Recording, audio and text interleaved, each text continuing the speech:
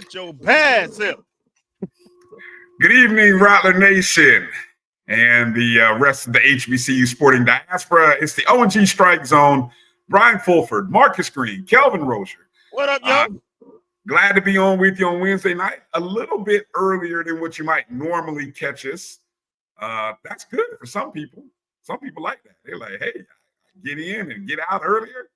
And no 3-hour show because we got a special BCSN show following us. So, Marcus, you got to be happy as hell tonight, boy.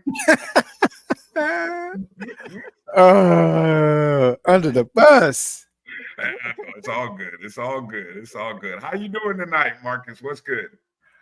I'm doing pretty good. Excited to see some football this weekend. Got a little time off, I guess, just to see what the landscape's going on around. My boys won Monday night at the last minute. I was asleep. I couldn't stay up, but I saw the highlights the next day. So unbelievable.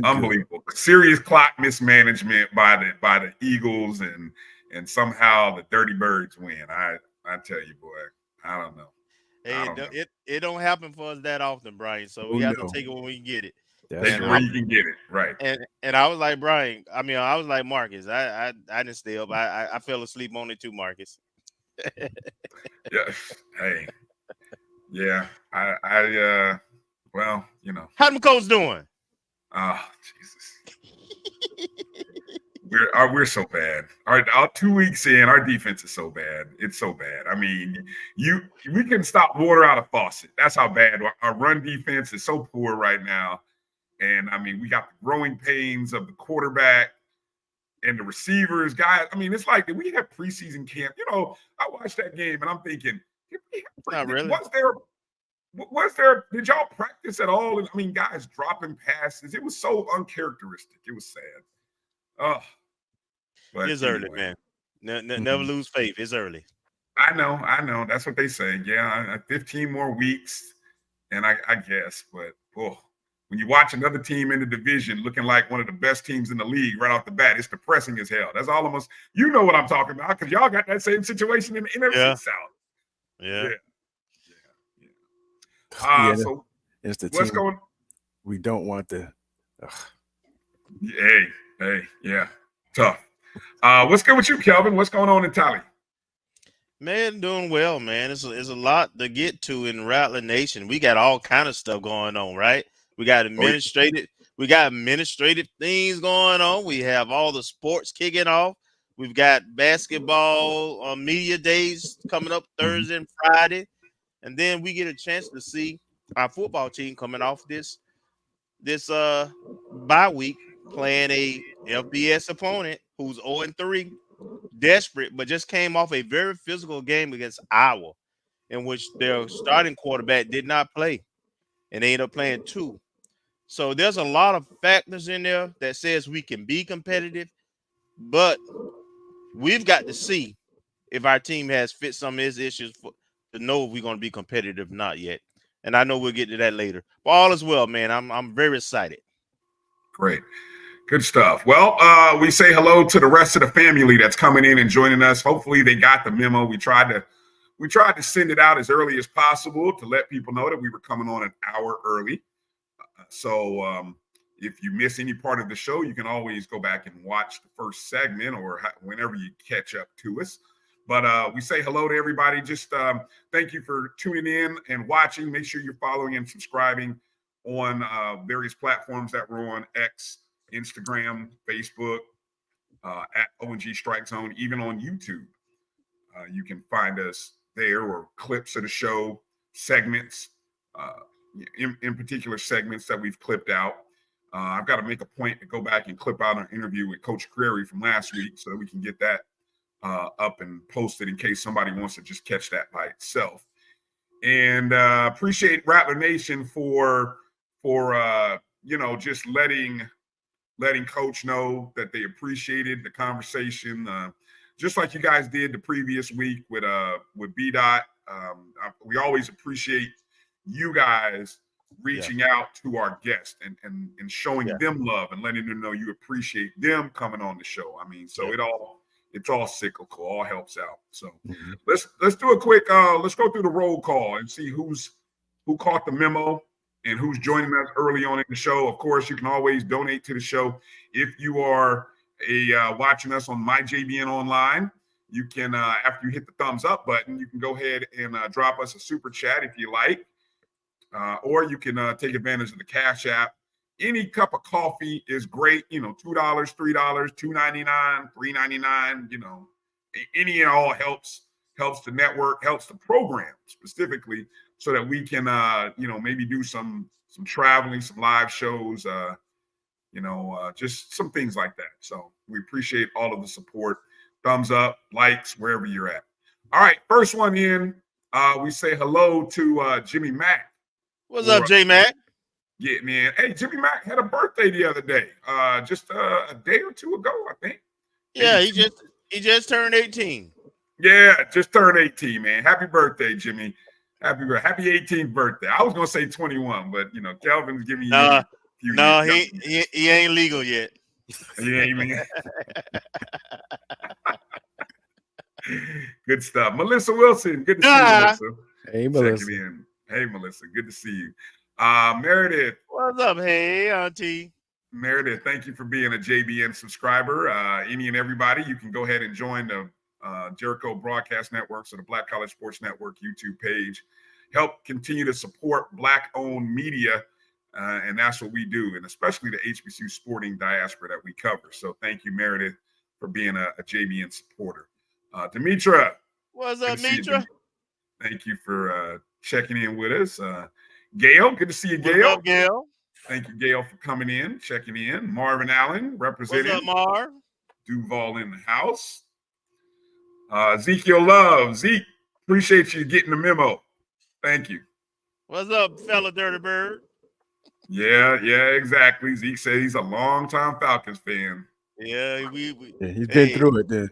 Hey, that's the only kind of Falcon fans there is, a long time. Because we've been waiting a long time. Because we ain't won a championship yet. So close, 28-3. Oh, I'm sorry, I didn't mean to mention that. Sorry, so close. There you go. See, I know. 0-2. Alice McCullough, good to see you, Alice, from the 561, representing Palm Beach in the house. What's up, Palm Beach? AD checking in. Good to see you, brother. Here. St. Louis. Hey, good to see you. Earl checking in. What's going on, AD and Coach? AD. I heard Earl's going to be heading to Troy. So, Earl, you're going to see Kelvin. Kelvin will see Earl. Yeah, that'll be good. Absolutely. Good to see. I wonder how many Rattlers will be traveling up to Troy. I wonder. Yeah, it should be a decent number. Yeah. It'd be good to see a good number show up. Yeah. Hollow checking in. Hello, Hollow. Checking in. Good to see you, Hollow. Ron Jab. Jab. What's up, Jab? Bill Glade in the house. The Muck. Bill Glade. The Muck. All right. Chuck Hutt checking in from Monroe, Louisiana. What's up, Chuck? Hey, Chuck. Hey, what y'all gonna do against JSU, Chuck? This is y'all moment. Just putting it out there. Yeah. Hey, big time matchup in the SWAC coming up. Just before we get going, when it'll be fun to kind of talk about what games are happening, because I think this is one of the best exciting. This is the first exciting weekend of the season. I think we've got at least a handful of legit games that even sometimes we predict like the top 5 games, and sometimes they don't mesh up. No, I got a feeling this week we can say there's 5, 6, maybe even 7 games, and I expect all 5, 6, 7 of them to be doozies. So looking forward to it. Mary 305 getting in. Hey, Mary. Hey, Mary. Appreciate you jumping in and joining the show. All right. Well, we got a lot to talk about. Again, we're going to get into a few things here early on. And then at the bottom of hour 1, I believe we got Colonel Eli checking in. And also, he's going to be bringing in a special guest, I believe. So FAMU, one of our FAMU defensive players, if I'm not mistaken, will be joining him a little later in the bottom of hour 1 and get a chance to kind of talk a little bit about this weekend's opponent. Bottom hour 2? the way is our bottom hour too. Oh, so we got Eli, Colonel Eli, and our guest at the bottom of hour 2. Yeah. Okay, I missed the memo. Well, that's good then. So that gives us more time to do the catch up and talk about all the other stuff in the other segments. Good. All right. All right. Well, let's get into it, man. Well, I think we can all say the biggest news that we learned this week, and it was first reported by our good friend Vaughn Wilson, HBCUGameDay.com, is that the contract for our potential new athletic director, or our new athletic director. That ain't what we do. We rattlers, we claiming it. We claim it? Okay. I mean, I was just trying to be just like we factually claim correct for the article. Hey, we claim that like we claim football championships. Well said. So, yeah, just the mere formality, right? But it appears it will be our new athletic director will be one of FAMU's very own. And I call her a personal friend. I think we call her a friend of the show, definitely. And that'll be none other than we are expecting it to be. Let me get my graphics right. Yep. None other than Mrs. Angela Suggs, who's currently serving as the CEO of the Florida Sports Foundation. Of course, Angela has deep ties to FAMU. As noted in the article by Vaughn, she's one of the few who, well, bigger than the high, born on the hill, educated on the hill, stepped foot on the hill, stepped on the hill, worked on the hill. That's right. One of our own is coming back to lead us, and I think this is a good thing. And Angela, Mrs. Suggs, is coming in after serving the past 7 years as the CEO of the Florida Sports Foundation. And during that time, she helped secure 2 Super Bowls to the state of Florida and a 3-year run of Pro Bowls, Formula One events, just a plethora of sporting events in the state of Florida. And all of this comes after serving time as working in athletic administration with you, Kelvin, spending some time. I believe you guys were in athletic department at the same time. We were not in the athletic department at the same time. However, we were on campus at the same time. We worked a lot together before I came over to athletics. Absolutely. Okay, gotcha. So, of course, the mere formality that we kind of talk about and we kind of chuckle about and we pray, Jesus, that on Friday morning, 9:30, the Board of Trustees has to approve the contract. But FAMU interim president, Dr. Timothy Beard, has pushed this. So it feels like this is going to happen. And I think it's a great move. Kelvin, I'll start with you and kind of talk about what this means and just your thoughts and takes there on Angela taking over as the AD, athletic or vice president, actually, as it's termed in the contract. She will be the vice president of intercollegiate athletics at FAMU.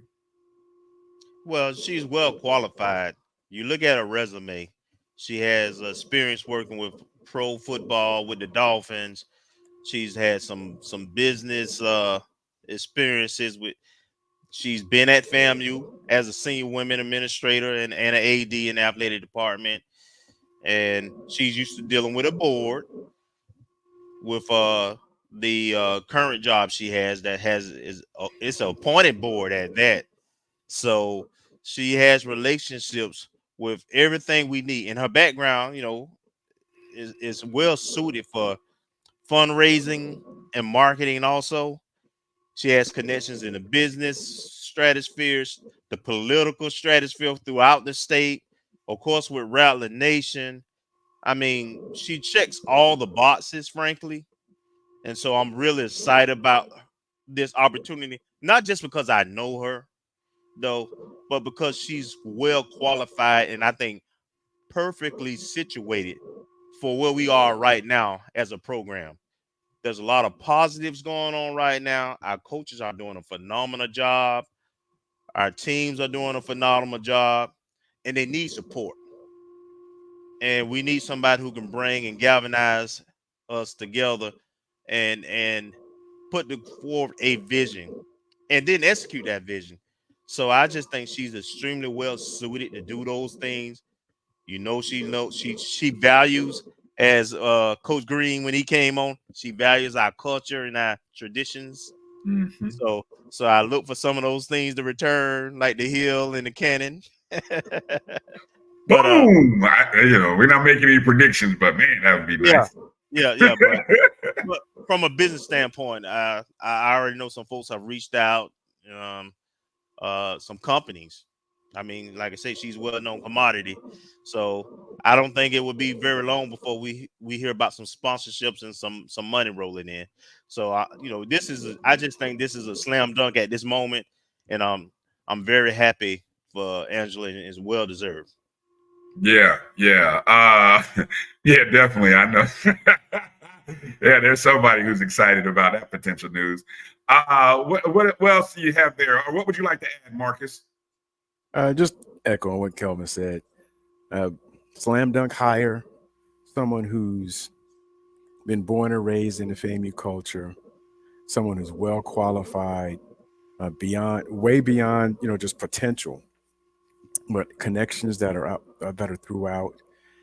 And I think someone that the Rattler Nation will stand behind because she's familiar with a lot of the folks, a lot of the movers and shakers, and familiar with being a FAMU fan. So I think it's wonderful that she gets the position now and takes us to, and has the ability and a desire to take us to the next level as it relates to capitalizing on the championship in football,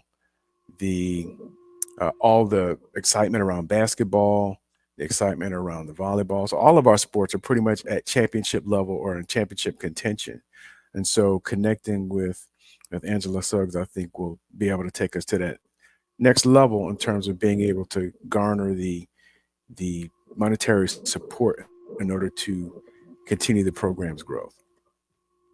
One thing other thing is that, and I'm not in Florida, but she's not bringing any baggage. I've not heard any controversy or anything during her tenure, even when she was associate AD for women's sports. I think it was under Milton Overton's tenure. No controversy. There won't be anything swirling. There won't be any stories that would detract from the spotlight being on the athletic department and the athletes. The one thing I'll add is, and the advantage of working in the role that she's had, she's keenly aware. Look, a lot of things behind the scenes are not perfect at FAMU within our state. And I think she's very aware and very up to date and very keen on what things are, what things aren't, and where we have to be if we are to flourish. And I think that's an advantage, for us, because there's a lot of things that aren't perfect, and a lot of things are gonna. I mean, let's be real, folks. Okay, she's not gonna instantly be able to come in and flip a switch and all of a sudden things get right. No, there's gonna be some work that is gonna have to happen over 100 days, 6 months, even a year to 2 years. And one of the things I saw in the contract is that it's a 3-year contract, which I'll tell you is important from the standpoint of we have an interim president, Dr. Beard, right? With any changeover in a presidential president, there is always a changeover. Maybe I don't want to say always, but there is sometimes a changeover with athletic departments if things aren't going great. So I think what you see by the terms of the contract in the 3-year contract is that she has room to not only work under the current administration, but continue to show over the first 2 years of whomever the new president is, that this is a position that I'm capable of doing, and that my plan that she institutes, whether it be in the first 100 days or 3-4 months, and trust me, we will hear about a plan. And that was a source of contention, I think, a lot. We got hit with a lot of things, but we never really heard the plan.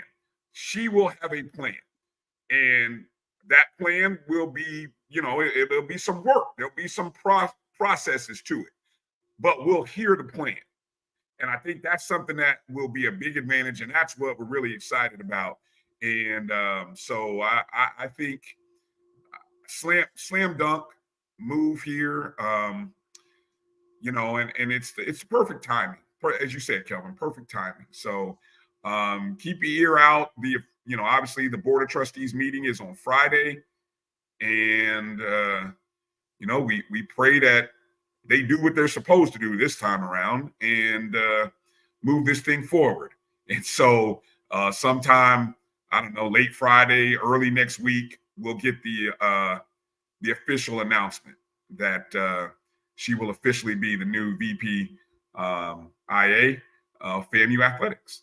So yeah, good stuff. Yeah, definitely big time applause. Big time applause.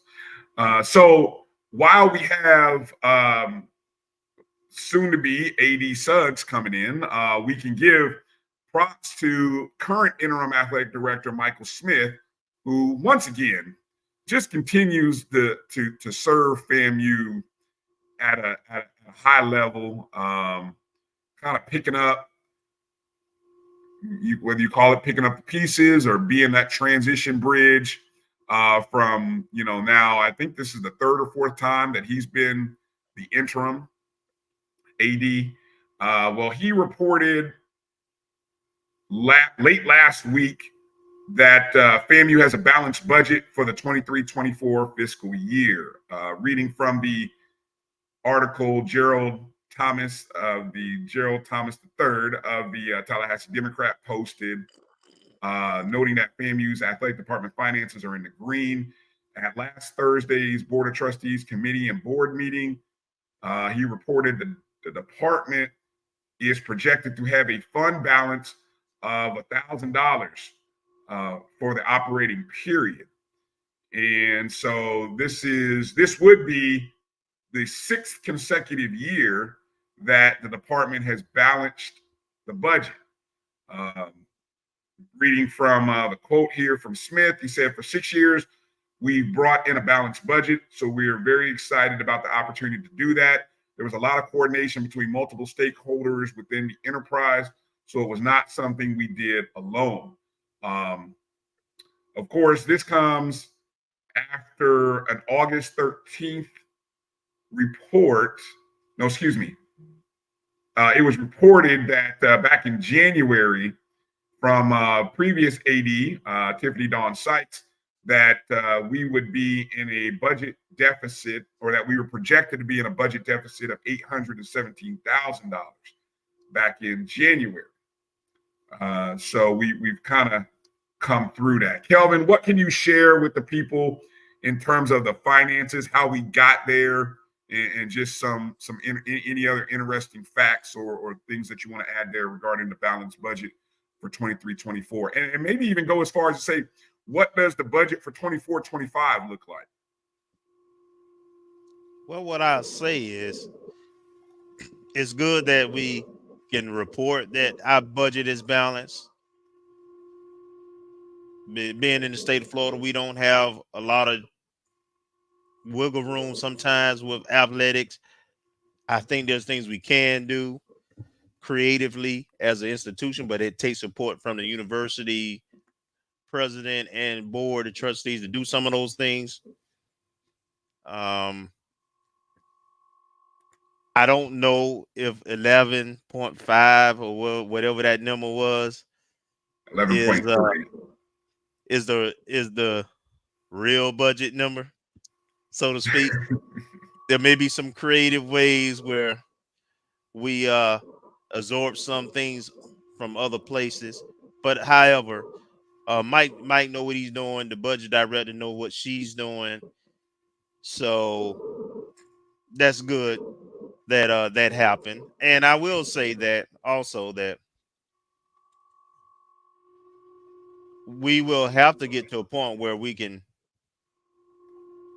bring in more money. I saw that what the one interesting thing I saw on that report, and it's very vanilla, so you can't pull unless you behind the scenes, you can't pull a whole lot out of it.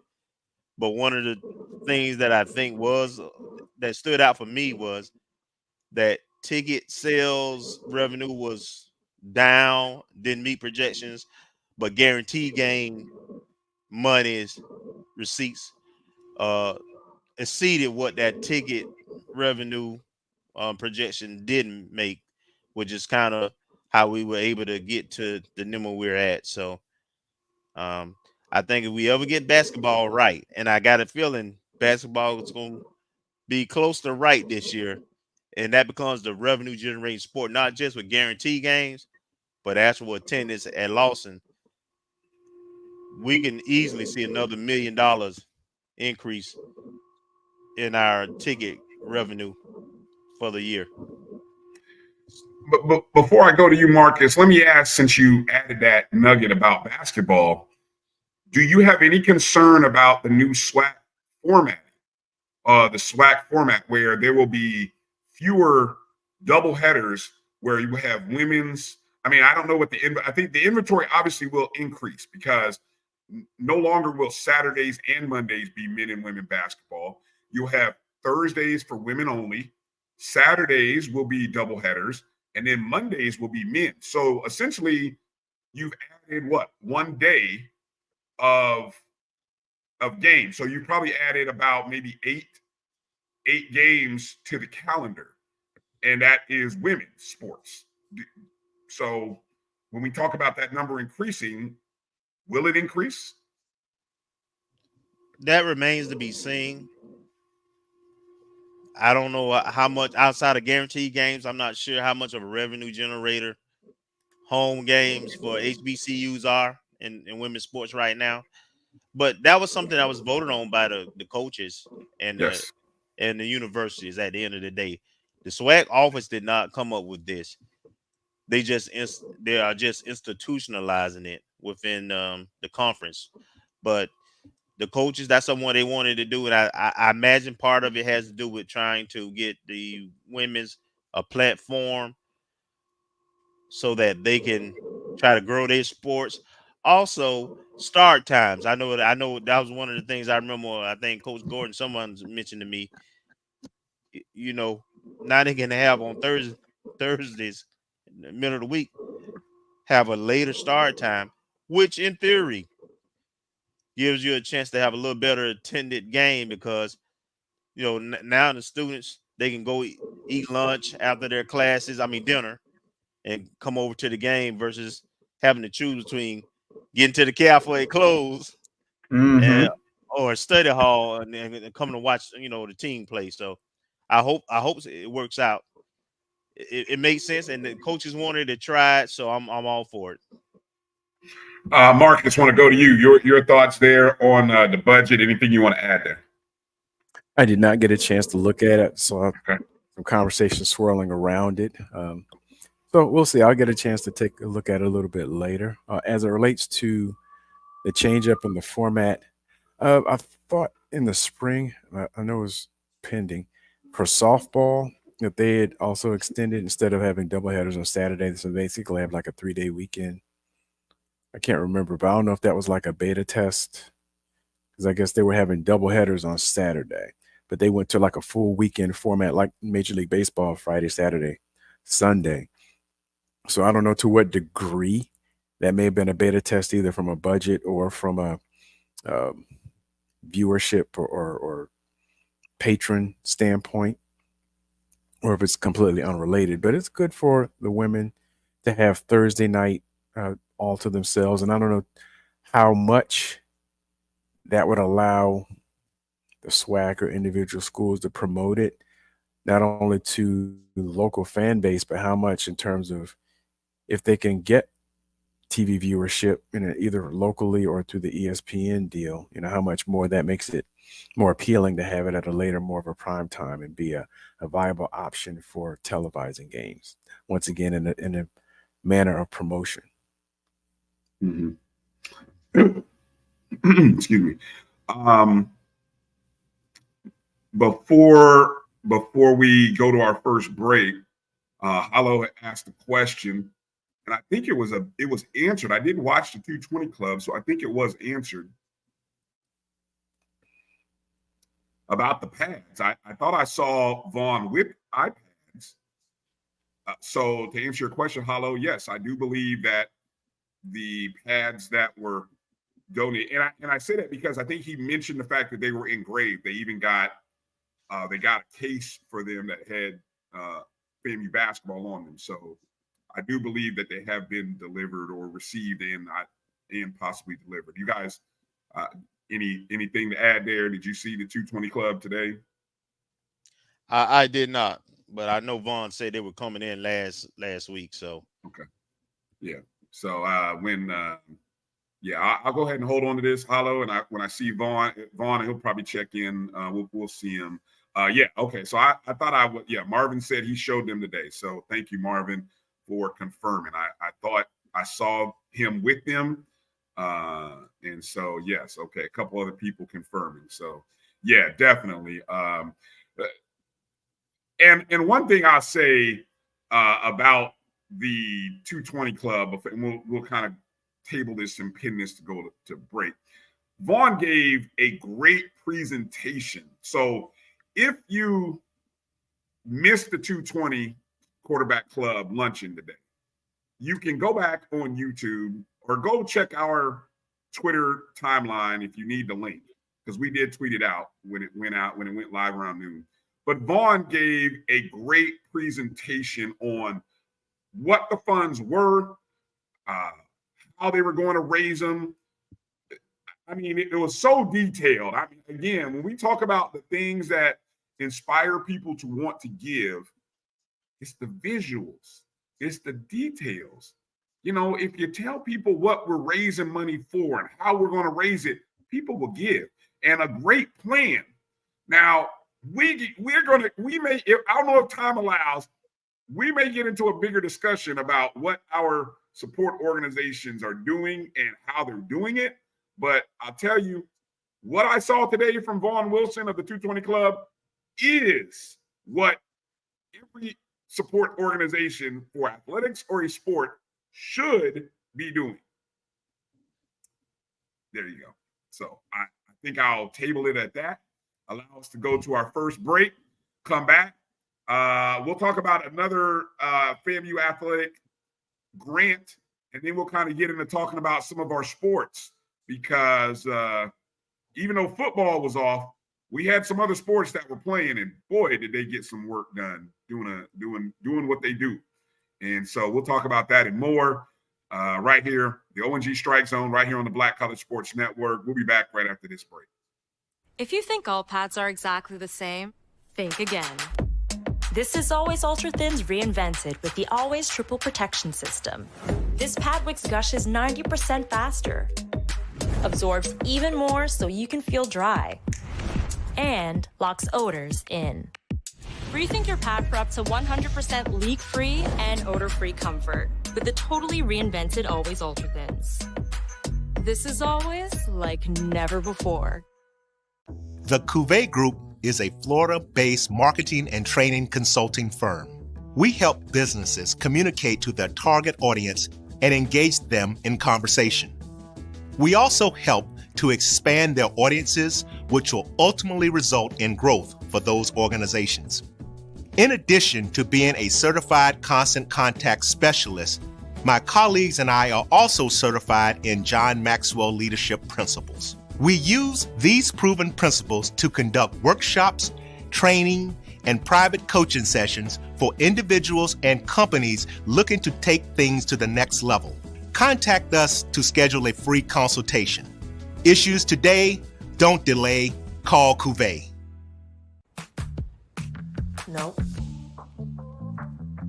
Nope. Come on, him. Ooh, I like him.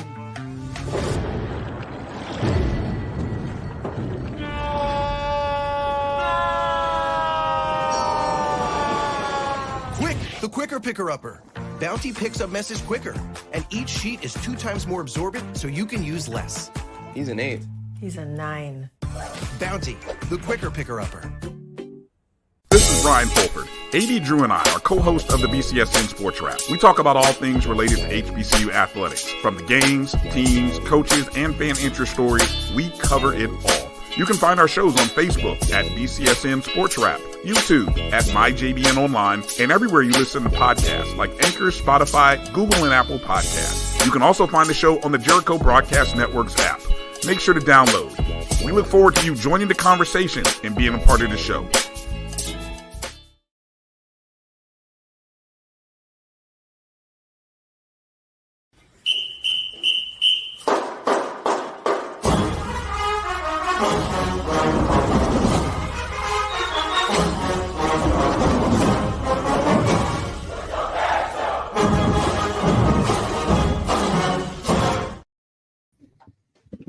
All right, welcome back to the O&G Strike Zone. Brian, Kelvin, Marcus here. Glad to be back with you. We're a little bit earlier than what we normally come on for. Normally we're 8 Eastern, 7 Central. We started a little earlier because we got a special BCSN Game Time Forum coming up right after our show right here on the Black College Sports Network. So coming up at 9 o'clock Eastern, we've got a great panel of athletic administrators and just people who are knowledgeable about HBCU athletic revenues with our own, FAMU's own, Colonel Greg Clark, A.D. Wheeler Brown, Robert Valls, who's a former commissioner, I believe, of the, I think he was the commissioner of the SIC, as well as Leon Carey, former CIAA commissioner. So they will all be a part of this panel. Roy Evans, our CEO, and Dr. Kenyatta Cavill will lead this panel. So make sure to tune in 9 o'clock Eastern right here on the Black College Sports Network following our show. Hey, Brian. Yes. Let me just point out, you got 2 Division II commissioners and an AD at a couple HBCUs, a current sitting VP of foundation at Alabama State, and then of course the guru himself, Dr. Cavill. So that is a excellent panel to talk about that subject, and I definitely be tuning in because I'm sure there's some great information that's going to be shared with that panel. Yeah, definitely. So again, that's 9 o'clock right here on the Black College Sports Network at MyJBN Online on YouTube, mybcsn.net, or you can also probably watch it on X as well. Those of you who are going out to, if you're heading up to Troy, before you head out of town, if you're in the Tallahassee area, go ahead and hit your local Krispy Kreme. Get that Dean Dozen. Good friend of the program, Kelvin Dean, wanted me to hit up Rattler Nation and remind you guys as you're heading out of town to just as you stop by Krispy Kreme, let them know you want that Dean Dozen, and take that on your tailgate with you, and try not to eat the whole box in the car ride up. Especially you, Kelvin. Though you don't need that much sugar on the ride up. So I know you're gonna buy a dozen, but don't eat the whole box, please. I make no promises. Yeah. So again, shout out to Kelvin Dean. Again, the Dean Dozen at your local, any Tallahassee Krispy Kreme is where you can pick that up. So shout out to Kelvin. All right. One more note before we get into talking about the sports teams. FAMU Athletics secured $87,000 from the NCAA's Accelerating Academic Success Program, sometimes known as AASP. This is a single-year initiative grant that comes in for the 24-25 academic year. This was spearheaded by Senior Associate AD and Senior Women Administrator Brittany Johnson. FAMU was awarded this grant which requires a matching fund of $17,400 from the institution. So it almost brings it up to a total of $100,000, a little over if you do the math. Under Johnson's guidance, the committee was comprised of Dr. Ebenezer Oriaku, who is the faculty athletic rep, Markel Broussard, athletic admin, Coach Gokhan Yilmaz, our volleyball coach, Carrie Hickey, and Ronnie Mackey Jr. of athletic academic support to review historical data on APR and graduation success rates, current FAMU APR trends and resources that will directly impact student athletes. The grant will ultimately assist in enhancing the student athlete academic support area through technology upgrades, academic facility enhancements, and programming for our student athletes. Just want to read from FAMUathletics.com from AD, Associate AD Johnson. She said, quote, serving in a role that directly impacts student athlete success, we want to do everything we can to provide them the resources and support they need to succeed in the classroom and their respective field of play. Being able to secure these funds will positively impact FAMU athletics in meeting the benchmarks set by the NCAA. I want to thank the former Vice President and Director of Athletics, Tiffany Dawn Sykes, for allowing me to lead this initiative. Anything you want to add there about the grant, Kelvin? Yeah, it's something that we should be applying for and getting awarded all the time. I know under Dr. Eason, when I was there, we received that grant a couple of times, and with that, we were able to really enhance the student athlete experience. I know we was able to redo the lab for the student athletes, the equipment, and we were able to do a wall for the academic athletic scholars. There was a lot of great initiatives that we were able to do with those funds. So, and the NCAA was quite pleased because you remember at that time we were under not just we were actually under sanctions and probations from a previous administration. And when they came, they were very pleased in how the money had been spent and the things we had invested in. So with us being a low resource institution and in a state where you got limited money you can get from any kind of, where you can get no money from the state, it has come from auxiliary and self-created funds, then that's just another avenue where we can get some additional things to do things that specifically for our student athletes. Mm-hmm. Mm-hmm. Marcus, anything you want to add in there before we move forward? I think it's a good, a nice feather in the cap coming off the good news with APR and everything else. And unfortunate if we hadn't really been submitting for it the last few years, that we missed an opportunity like that to go by. But I'm glad that it's coming through and reflecting well of championship caliber teams who also get it done in the classroom. There you go. Well said. Well said. Let's transition over to the volleyball court because the Lady Rattlers are 7-3 on the season. What was that you were doing there, Marcus? Yes, they're 7-3. And we could have been close to 9-1. Yeah. Because some of those matches against like Georgia State, Yep. Two of those matches I think were by a point or two. I mean, two of those games, two of those sets were by a couple points and could have gone either way. It should, could have pulled those out. And similarly this past weekend.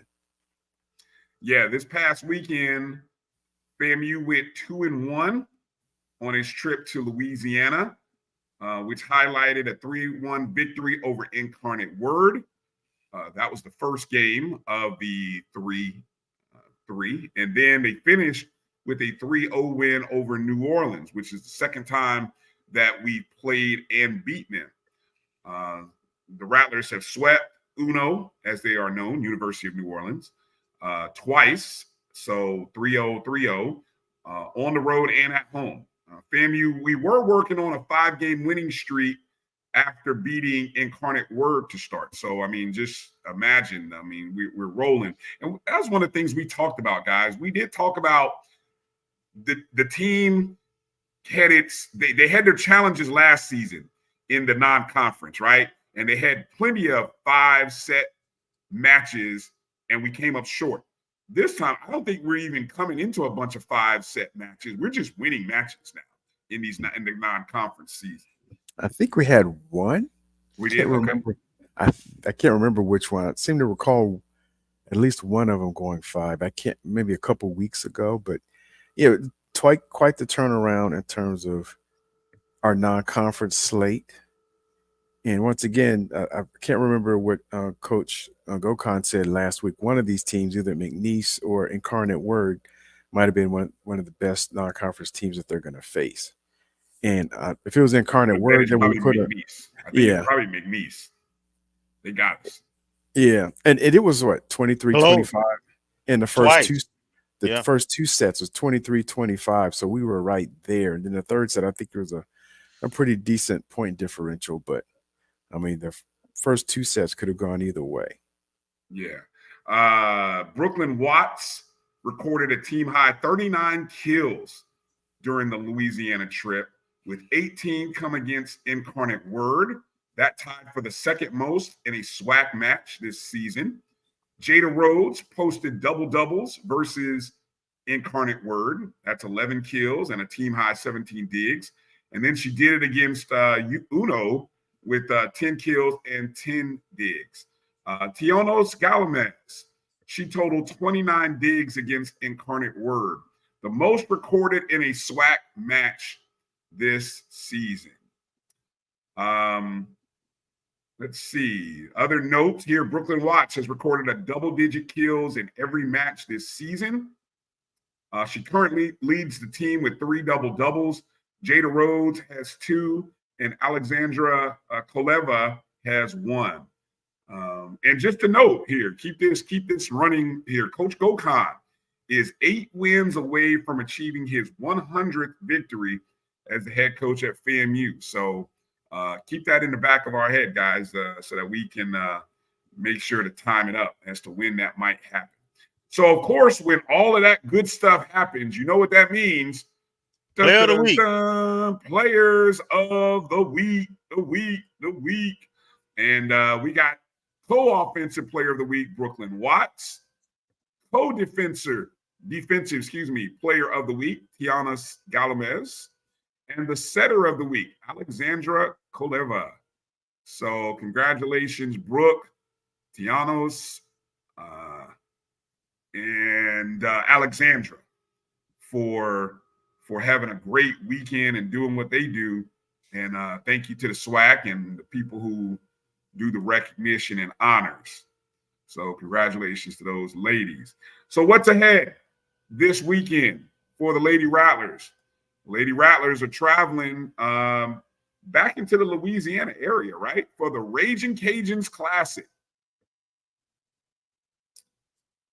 Again, the Lady Rattlers are 7-3, best record in the SWAC. Okay, just so you know. On Friday, they take on Southeastern Louisiana at noon Eastern, 11 Central. And then they take on the host Louisiana Raging Cajuns at 7 p.m. Eastern, 6 Central. On Saturday, the 21st, that's supposed to say Saturday 21st, my typo. They take on Jacksonville State at noon Eastern, 11 Central. All of those matches, live stats will be available. I'm not sure. I don't think any of them will be streamed online, sadly. But you can keep up by, if you haven't downloaded the FAMU Athletics app, I encourage you to do so. And even set your notifications, because the great thing about the app is after those sets, you get score updates. So there's nothing like getting score updates on your phone, especially if you're not really paying attention, or you might have forgotten, and all of a sudden, oh, dog, I forgot we were playing at noon or 7 o'clock, and then boom, you start getting your score updates. So encourage you guys, folks out there, Rattler Nation, the family, make sure you go ahead and get locked in with the FAMU Sports Athletics app on your Google Play and Apple App Store. I'm sure if you just search FAMU or FAMU Rattlers or FAMU Athletics, I don't know which one in particular, but it will pop up. So, hey, Bryan, let me just add 3 things please. for volleyball. One, you made mention about our record out of conference thus far and getting off to a better start. Let me remind the audience that Kofi, when he was with us, and this show when we first started, we always talking about doing more with more. Well, how do we invest in our championship program? He has 2 additional coaches. Mm-hmm. Yep. All right. How else did we invest in our program? Remember, the volleyball team didn't have the luxury that the football team had in terms of their players being able to be here during the summer, or that they were able to be here during the summer. Yep. So they can gel quicker. Mm-hmm. So along with good talent and depth, we invested in the program. And just imagine if Gaither was available or we had our own practice facility. That's the next phase Next step. to having a institutionalized championship program in volleyball and being able to go and win games and maybe even host again at some point. So that's why on this show we're always talking about investing in the program. This is what investing in the program look like. Yes. When you invest and you do it the right way, you see results, and the team has more success. So I just needed to point that out. Excellent points. I'm glad you brought that up. Marcus, care to add anything there? No, there's nothing to add. Kelvin's exactly right. Yes, indeed. All right. Moving from volleyball to the tennis court, and I didn't save any images, but and Kelvin, I don't know if our notes tell who the individual donators are, but shout out to the upgrades to our Althea Gibson tennis complex, right? I mean, the courts have been resurfaced. The windscreen has been improved, added, updated, however, whatever the correct word is. We've got nets which are properly have logos on them. I mean, it's just big time upgrades to the tennis complex. And I don't know, do you have the names of the individuals? I know there were a couple of names that were cited. I know the Godwins were a part of that. You know, Kim Godwin, who was over ABC Yes. News, her and her husband were major contributors to that. Yeah. And then there was a couple of anonymous donors also. Yeah. So all of that was put in place, and yes, Edwin, the enhancement were put in place, of course, under 80 Sykes. We helped make that possible. So good stuff. One thing that I didn't hear because I had to step away during the 220, and I know EA was in the chats of the 220. We were asking sort of similar whether the technology upgrades were done. And I know prior to the season, they were able to actually stream matches because we watched. I mean, you guys, hopefully you tuned in and you watched via FAMU Athletics YouTube. You were able to watch matches this past season. And I know there was some conversations about the technology upgrade. So I don't know. I would like to presume. No. Okay, so I see. We still got things. We still got things that we got work to do. Okay. Yeah. Okay. Yeah. Okay. All right. Well, so but But it's tennis surface, the nets, the benches for the players, and the ref booth. All of those things are branded with the Rattler logo. The Rattler head what has been done is actually beautiful. All new fencing around the complex with new windscreens. So much needed. From a HBCU standpoint, it's really nice. What I would like to see is, some shading cover over the stands, where the bleachers is what we have right now, and actual indoor facility for tennis because of the weather here in Florida. But right now, we've had a championship program for a long time, and we want to continue that, and this will hopefully help to continue to help coach be successful. Yeah. And we'll get Nick on here to talk about it. Yeah. Well, I started with that because the tennis program, the tennis team is back on the court. Our championship tennis program is back, and they're going to open the season this weekend in College Park, Georgia, for the 23rd annual HBCU National Tournament, which is taking place at the South Fulton Tennis Center in College Park, Georgia this weekend, beginning Thursday through Saturday. Coach Nikki says, quote, "We are excited to play in our first upcoming tournament to see how we are progressing this fall." Of course, the Lady Rattlers came up just short of winning their second consecutive SWAC tournament championship after winning the regular season for the second consecutive season. So we're still a young team. Still have let's see, the Rattlers returned 6 of the 8 players from the 2024 team that made it to the championship match, including all SWAC honorees Sarah Rakim and Genesis Whitlock. Other returners include 2023 SWAC tournament MVP Reagan Harris, Veronica Rodriguez, Susan Salinas, and Larissa Silva. So we still are a strong team going into this season. And I believe, if I'm not mistaken, Kelvin, didn't we won this tournament a couple of years ago, 2 years ago. Yeah. 2 years ago with a very young team. Almost all freshman team. Yeah, right. I'm looking here, and this is a big time event because when we talk about some of the teams that are in it, I mean, you've got, let's see, I'm just kind of reading here, the HBCU National Tennis Championship. Every year we have over 15 collegiate institutions, over 30 men's and women's tennis programs, close to 250 plus players. I don't see the actual, let me see if I see the actual programs. I don't think that's up yet or posted. But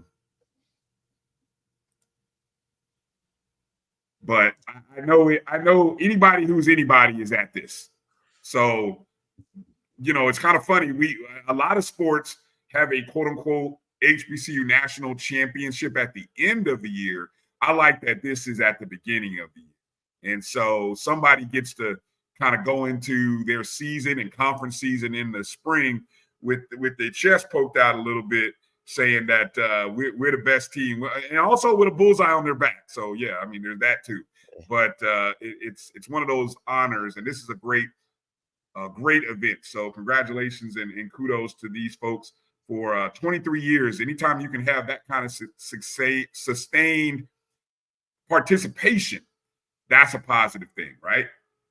Hey, and to that point, Bryan, Atlanta has a monopoly on HBCU championship and tournaments right now. The MEAC baseball, SWAC baseball, SWAC men's and women basketball now, the football, MEAC SWAC challenge, as well as Celebration Bowl. And then, we still have the Gar Lucas baseball tournament we do there. I know the other Olympic sports have tournaments that they softball being one that's trying to get there. So Atlanta is doing a lot of things when it comes to HBCU athletics, and I'm liking it. Yeah, it's enticing, Marcus. They trying to draw you back now in the South, into the South. Well, they trying to get you. They like, man, it just feels right. Like, given the number of alumni that are in the Atlanta from just various HBCUs, it just makes sense, doesn't it? I mean, it is the hub.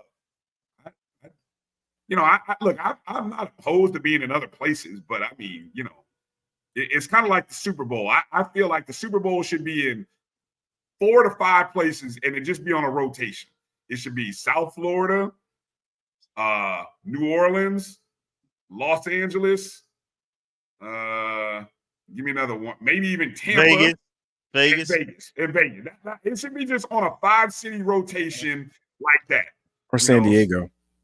Well, if all San Diego has to do is build a stadium, if San Diego would build a stadium, that's true. I mean, shoot. I mean, they would gladly add San Diego. What about Arizona? Yeah. Oh, there's the Arizona. Yeah. So I mean, and then you got 3 West Coast, 3 East Coast, and I mean, it should just rotate like that every 6 years and just be done with it. I mean, those are perfect cities. So what I'm saying is, HBCU sports being in Atlanta just makes sense, and so it's just a perfect fit, perfect place to be. Yeah. All right. Agreed. Let's take our next break. Coming up after the break, let's get into talking about this football matchup this weekend coming up against Troy. Coming up at the bottom of hour 2 here as we get into the 8 o'clock hour. Our normal start time as we start to see some of the family who didn't get the memo, who are coming in joining us. We appreciate and love y'all still. Yes, we started an hour earlier tonight. Sorry that you didn't get the memo. Go ahead and make sure you get those notifications and bells turned on. But we're gonna get into talking about this matchup. We've also got some special guests coming up at the bottom of this hour. And I don't know if we want to do it early or late, but the FAMU women and men's schedules are out. They've been released. And of course, tomorrow, our women are going to be in the SWAC Media Day, with Friday being the men. And if you guys check your email, I sent you a little bit of eye candy regarding our women's basketball. PG, of course, everything PG. But check that out. Check that out. And a lot to be excited about for our women's basketball program. So coming up and more, you're watching the O&G StrikeZone right here on the Black College Sports Network as we get ready to go into the final hour of the show tonight. We'll be back in just a moment. It's never too early to plant the seed, to share the tradition, and instill a sense of pride in your HBCU with your little ones. HBCU Pride and Joy Children's Boutique helps you share your school spirit with a wide selection of adorable kids apparel and accessories officially licensed from your favorite HBCU. Visit hbcupridejoy.com and follow us on all social media at HBCU Pride Joy on Facebook and Twitter. Supermarket sushi, really? No. Wait, Troy, you work here? I'm never not working. Like Head & Shoulders Scalp Shield technology, up to 100% dandruff protection, even between washes. Never not working, huh? Oh, Troy, you're such a good teacher. Yeah, I know. Never not working. Never not working. Never, ever not working. Are you serious? Never not working. Dandruff protection that's never not working. Head & Shoulders Scalp Shield technology. Hey, grab me one too.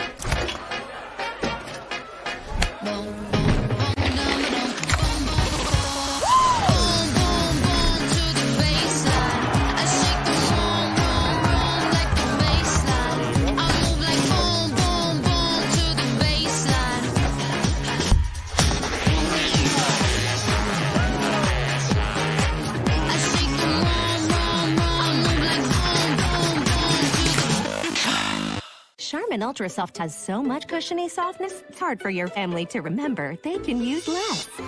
Sweet pillows of softness. This is soft. Holy Charmin. Oh, excuse me. Roll it back, everybody. Sorry.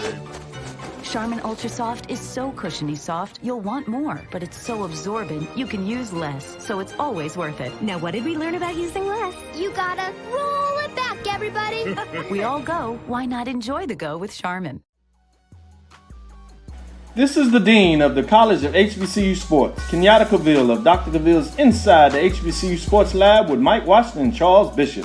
Come mix it up in the lab where the course lecture is in session every Tuesday from 6 o'clock p.m. Central Standard Time on Facebook Live, YouTube, Spreaker, or the BCSN app. as we discuss all things about the HBCU sports culture, including exploring the week that was in the sporting HBCU diaspora, as well as the upcoming week of HBCU sports. With me, the Dean, the College of HBCU Sports, on Dr. Cavill's Inside the HBCU Sports Lab with Mike Washington and Charles Bishop. Course lecture dismissed.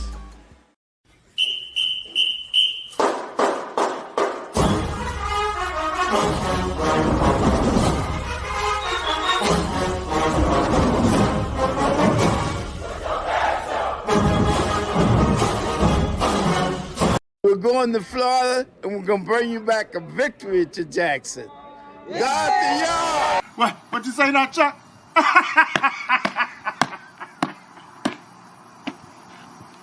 Man, you a plumb fool, man. It never gets old. Welcome back to the O&G StrikeZone right here on the Black College Sports Network. Bryan, Kelvin, and Marcus. We say hello to the family that's that's checking in and catching up with us. A lot of good friends of the show checking in on YouTube, MyJBN Online. Those are on Facebook as well. You might be watching us via Instagram Live or X. We say hello to you and thank you for joining the show. Let's see. Got a special announcement here from good friend of the program, Tamara T, checking in. Wanted to remind those of you who, if you know a currently enrolled Rattler, encourage them to attend the career fair next Wednesday from 10 to 3 in the Lawson Center. So make sure to share that. Those of you, if you know somebody or if you got a Rattler in the family or a friend of a friend, encourage them to go ahead and attend next Wednesday, 10 a.m. to 3 p.m. I always enjoyed those back in the day. Hey, set up some internships. You ain't got to be a graduating senior or grad student. You can set up some internships and just network. Get your name out there. Get your resume. Get some pointers. It's usually a very big group of companies that are part of that, and FAMU has a strong brand and name. They looking for our students, so absolutely, it's definitely worth the effort. And you probably coming out with multiple offers if you got your stuff together.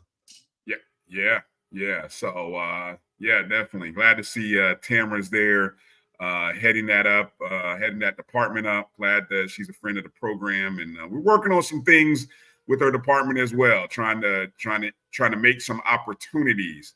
And she did say that there are right now 193 employers looking for interns and full-time hires. Wow, that is awesome. 193. So that is going to be an awesome career fair, a great opportunity for Rattlers of all age groups there to benefit. So again, if you know a Rattler, if you support a Rattler, you got a friend's family that has a child. Even Melissa Wilson said she'll be there. So there you go. Love it. See, making things happen here on the O&G StrikeZone. So please make sure. And Tamara, just if there's any flyers or informations or social media stuff that we need to share, you know how to reach us. Send us that so we can make sure to tweet that out, and we will. So we'll definitely encourage Rattler Nation there. Also, before we get into talking, I want to remind everybody about the reason why we came on an hour early tonight is because coming up at 9 p.m., our CEO, a Rattler himself, Roy Evans, along with Dr. Kenyatta Cavill of Dr. Cavill's Inside the HBCU Sports Lab right here on the Black College Sports Network, we are doing a fan forum where we're going to talk about how the HBCUs increase their athletic revenue. And we've got a great panel of speakers. FAMU's own Colonel Greg Clark, along with A.D. Wheeler Brown of the Carlos Brown Show, former SIAC Commissioner Robert Valls, and Leon Carey, former CIAA Commissioner. As Kelvin said, we've got two former commissioners. What's Colonel Clark's position right now? VP for VP the foundation. at Alabama A&M. Yeah, at Alabama State. Alabama State. Oh, I'm sorry. Yeah, don't get that wrong. Alabama State, sorry.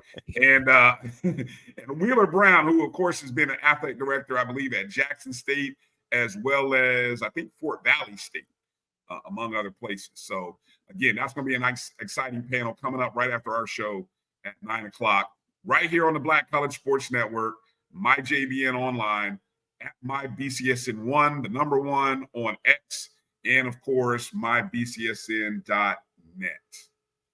All right. Where you want to go? Basketball? Save basketball for the end of the show, or you want to get into this football talk? Let's get into this football talk. All right, let's get into this football talk while we can. All right, so the Rattlers are taking on Troy.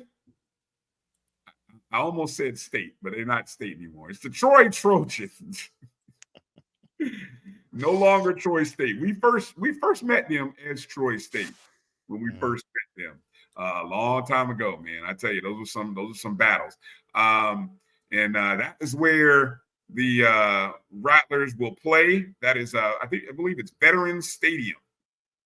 It's 30,000 seat stadium, upgraded by about 12,000. Of course, we first remember them as a former they were a 1AA program right there with us. And their stadium was actually smaller than ours until they moved up and made some upgrades. So that stadium actually seats about 30,000 now. So nice looking facility, at least from the pictures that I saw online. Of course, going into this contest, we are no strangers to each other. This is the 7th meeting between the two programs. FAMU comes into the contest 2-1. Troy is 0-3 on the season, and under their current head coach, they are 0-9. So their current head coach is looking for his first win of his career and tenure at Troy. So, boy, no pressure, coach. Talk about pressure on him with this meeting. Of course, the last time we met was 2018. They beat us 59-7. We know where we were back then. But as you can see, the first meeting was all the way back in 1984. But for many of us, Kelvin, Marcus, for many of us Rattlers, it's that period from the late 90s, man, 96, 98, and 99, when we were meeting them in the Division I AA playoffs. That 96 game was a heartbreaking loss, 29-25. But we turned around 2 years later in 98 under that was the Mad Bomber. And if I'm not mistaken, was that in 98, that was our first playoff win since we won the national title, correct? Mm-hmm. Yeah, it was our first win. First win. And I think it was our first time hosting too. I thought we hosted 99. Was that the next year we hosted? We hosted in 98. No, it was Thanksgiving weekend. Yeah, 99 was Quinn was there. That was in Troy. I was at all these games. But. Yes. Okay, I know you were there. So 98 we hosted, and that was our first win. So again, that was Patrick Bonner leading that team, the Mad Bomber. That was a great season that year, 27-17. And then the 99 year was in the quarterfinals, 17-10. And that was we were on the road. I think we had beaten Appalachian State in the first round. Yep. Shocked them because their coach was even like, whoever did the seeding, well, I remember the quote, whoever did the seeding was wrong. Because we were not I don't know what our seeding was then. Like 15 or 16. But we didn't win but we didn't win the conference, remember? We didn't win the conference in 99. TSU was number 1. Yes. We had lost to them. A&T, we had lost to them who won the conference. And we had lost to like Miami. So yeah. We had three losses. We had three losses. Yeah, we were 8-3, but we had lost to quality opponents though. So in looking at it, anyone that could look at our schedule say, yeah, they played good opponents and lost close games to good teams. So yeah, they deserve a spot. We'll send them up to Appalachian State. Yeah, they hated that, boy.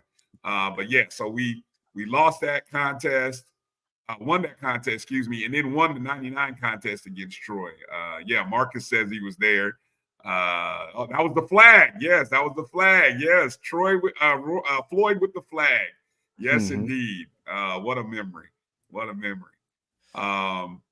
Yeah. So, and then, Marcus says, then we went to the semifinals, and oh my God, the heartbreak. We could have stopped. We could have stopped that beating Troy. We have to bring that up. Look, Marcus put it out there. See, if Marcus would have put it, but I love the fact he said the only time I ever cried over a football game. I think a lot of us were there, boy. That was a tough beat. And then you can see the following years, 2002. Now at this point, they transitioning. Was it that year they were transitioning? Yeah, 2001 is when they started a transition. Okay, yeah, and they got us 24-7 that year. I think that was Joe Taylor was the coach. No. Oh, Coach Joe was still the coach. That's right. Mm-hmm. I'm a decade early. Sorry, my time is off. I'm a decade early. And then of course 18. So we're 2-4. This is the seventh meeting. I'm bringing back all kinds of PTSD for a lot of people right now in the chat room. Sorry, blame Marcus for this one. Don't blame me. Marcus started this, not Marcus Green or Marcus JY. He started this. He got people going down memory lane crying right now. So as we look at this matchup here, FAMU and Troy. Troy's 0-3 on the season. You can see their opponents. Really, they've been on the road all 3 games so far. At Nevada, where they lost a close ball game, 28-26. At Memphis, 38-17. And most recently, which I'm sure a lot of people had a chance to watch because we were on a bye, Iowa. They lost 38-17, but hey, folks, they were up 14-10 with as much as about midway through the third quarter in this contest, on the road. So this is their first home game of the season. And just to give you a little background on what Troy has done this year, their points per game, just averaging 21 points a game, but giving up 34, almost 35 points to their opponents.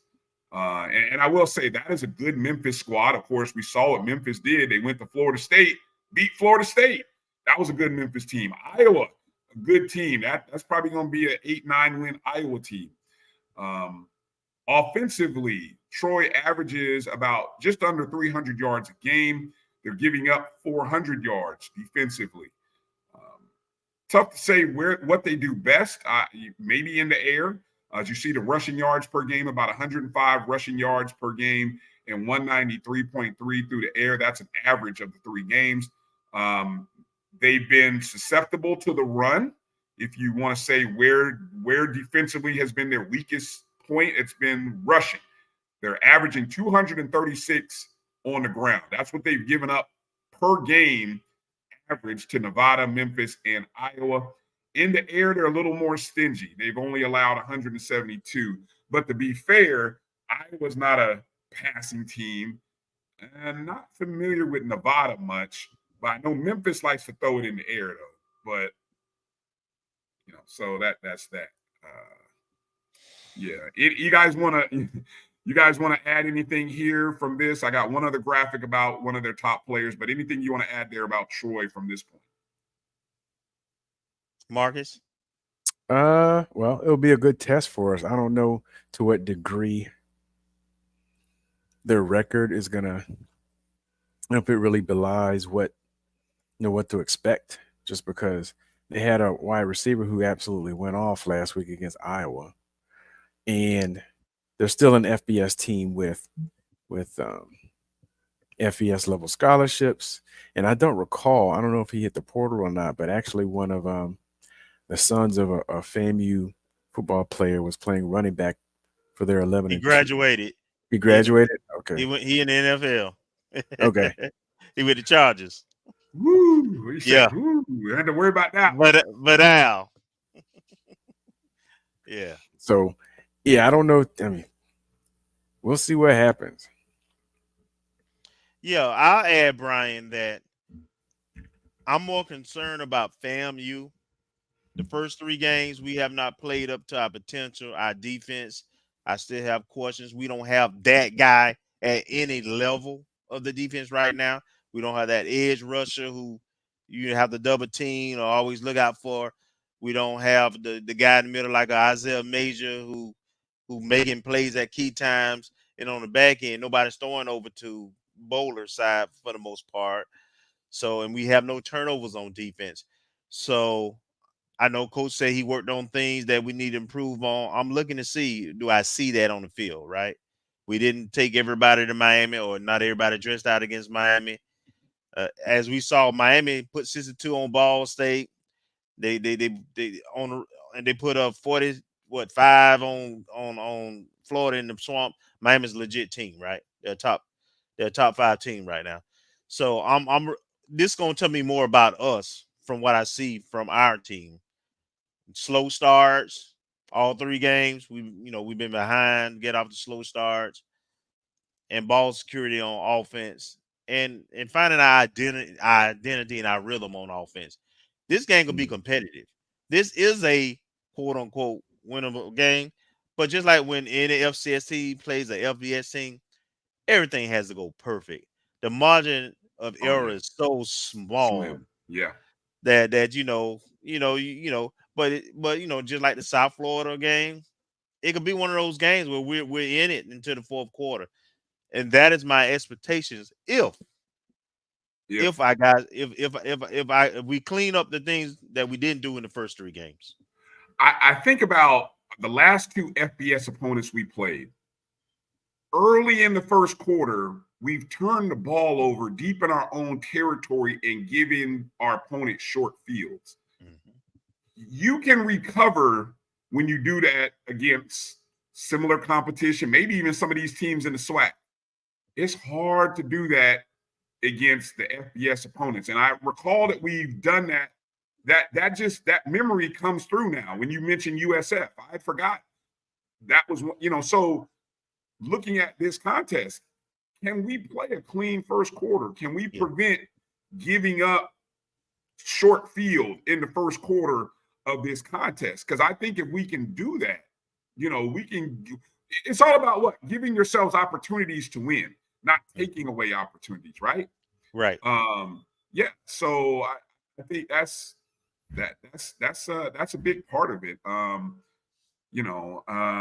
young man that we mentioned that I think all eyes are going to be on. And if I'm not mistaken, I think Coach was talking about the young man from Troy. And doggone if I didn't write his name down. I did all the numbers, but didn't even forget. I forgot the young man's name. Isn't that ridiculous? Somebody number 7. Yeah, number 7. Look like this. I don't care what his name is. We know his number. Look, I heard Coach say, "Look, we need to know where 7 is on the field." I don't know the boy's name, but we just need to know where 7 is. As you can see against Iowa, he had 5 catches for 142 yards, 2 touchdowns, and he had a punt return. So talk about making an impact. And I mean, look, if I don't know, don't punt to him. Oh, look. Look, I think we talked about this. Like, whatever you do, play the odds away. I don't care if you got to kick it out of bounds, punt it out of bounds. Don't kick to 7. Memo, special team, Doc Gamble. I know he used to emphasize this. Don't kick the 7. The punter, Trey Wilhoit. Don't kick the. I don't know if we got a 7 on the scout team, but if he's standing on the left side, then kick it far to the right. Whatever you do, don't kick the 7. Put it high in the air. We don't want to give this young man an opportunity. But this will be a great challenge. Because look, Restrepo from Miami. Look, that kid's going to be a future pro. And now this young man, I believe, is only about 5'11", 5'10", 5'11". But still, he showed his abilities against Iowa. So yeah, we're going to have to keep our eye out on him. Any other standouts from Troy that you look when you guys watch? And I know you guys watch, whether it be the highlights or watch the games. Can you, Devontae Ross? Thank you, Sam Gilbert. Thank you, appreciate you. Devontae Ross is his name, just in case anybody wanted to know who 7 is. I don't. I just know 7. Lucky 7. Just know where he is all the time. Can you extrapolate anything when you watch Iowa or when you watch them play Iowa? Were you able to extrapolate anything from that as you watch them and you think about us? I actually watched the Memphis game, the entire fourth quarter of that one. Second half mostly. So I watched them a couple of times this year. And I think I heard one of their players say this in their media thing 2 days ago. I think they're finding themselves, right? They don't know where they lay their hat, so to speak, and they have struggled defensively until this Iowa game. I don't know if they knew who their playmakers are. And I also say Iowa's not an offensive juggernaut. They struggle offensively, so it might be a combination of the two. We'll see. We have the ability to stretch the field and toss it around a little more. We probably got a little more speed, so I'm just interested to see if they have found their identity, as one of their defensive guys said. One of their upfront defensive guys said he think they found their identity and they just need to double down and do better what they did against Iowa. I think the one thing that will translate is that they've played three physical games, really good teams. We coming off a bye. I mentioned that their quarterback didn't play. Their starting quarterback didn't play against Iowa. He was hurt. There's two other guys who played split time against Iowa. They should be a little bit banged up. Mm-hmm. They should be a little banged up. So that should translate in the game. If we can stay in the game and get them to a full quarter game, and we coming off a bye, then and we in striking distance or ahead, that I think will translate. All right. Well, let's get ready to take a break, because coming up after the break, we're going to talk to Colonel Eli Patrick, who's going to join us, and we got a special guest coming up. Of course, Colonel Eli Patrick of the Patrick Youth Development Foundation, and we got a special guest, somebody from that defensive line, that interior defensive line. I'm going to save it as a special surprise. So, Rattler Nation, I know you got to have questions. You got questions, and we want to find out what the D-line and the defense are going to be like. Well, you're going to get to ask a Rattler himself coming up right after this break. You're watching the O&G StrikeZone right here on the Black College Sports Network. We'll be back in just a moment. Choice Hotels is a family of brands that helps you get the most for your money so you can be any traveler you want to be. You could be a free hot breakfast hero at a comfort hotel. Yes! That's how you waffle. Mr. This script got a plot twist at a Radisson hotel. A business big leaguer. Go for key. Even the ultimate pool float inflator. With 22 brands and the best value for your money, Choice Hotels has a stay for any you. Book direct at choicehotels.com, where travels come true. Gotta get the corners.